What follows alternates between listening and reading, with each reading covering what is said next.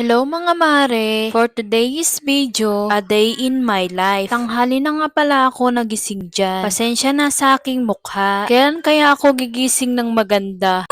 Char. Buti na lang ay Sabado at walang pasok ang aking panganay. Una nga palang gagawin ko ay mag-init ng tubig. Flex ko nga lang itong takori ko, yupi-yupi na nga ito. Pero okay pa ito. Binuksan ko na nga itong pinto. Ito nga ang bumungad sa akin. Binisita ako ng aking lolo. Bakit daw tanghali na ako? Aroy, makukurot sa singit. Nung kapanahonan nga daw nila, hindi pa sumisilip ang araw ay gising na sila. At maagang gumagawa ng mga gawain nila. Lagi nga nagkukwento ang aking lolo. Nung panahong bata pa sila. Iba na nga sa ngayon at noon. Habang hindi pa kumukulo ang aking ininit, nagwalis na nga muna ako dito sa loob at labas. Hindi na nga muna ako nagtiklop ng aming hinigaan dahil tulog pa ang aking bunso. At dito nga ay nagsaing na nga muna ako. Ngayon nga lang ako nakapag-upload nitong video dahil lagi tayong busy. Susubukan kong gumawa ng video araw-araw. Dahil gising na ang aking bunso, pumasok na ako dito sa aming kwarto para magtiklop ng aming hinigaan. Wala na nga ang aking bunso dyan. Pagising nga niya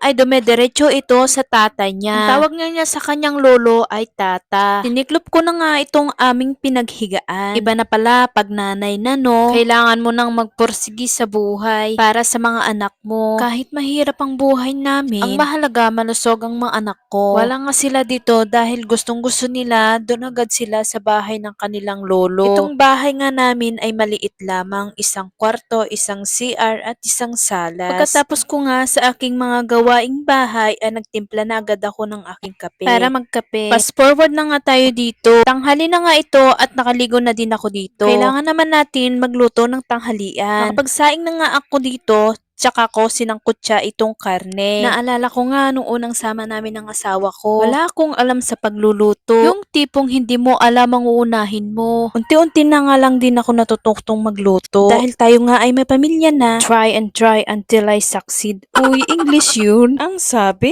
Bali nga dito ay nagmatika na itong karne. At ito nga ang gagamitin kong panggisa. Ang ulam nga namin for today's video is ginisang kalabasa. Binigay nga itong kalabasa ng aking kapatid. At sakto naman, meron pa akong natirang karne. At ito'y inilahok ko na lang. Hindi man ako gaanong kagaling magluto. Ang mahalaga, may naiihain ako sa aking pamilya. Hanggang dito na nga lang po ang aking video. Thanks for watching. Bye-bye!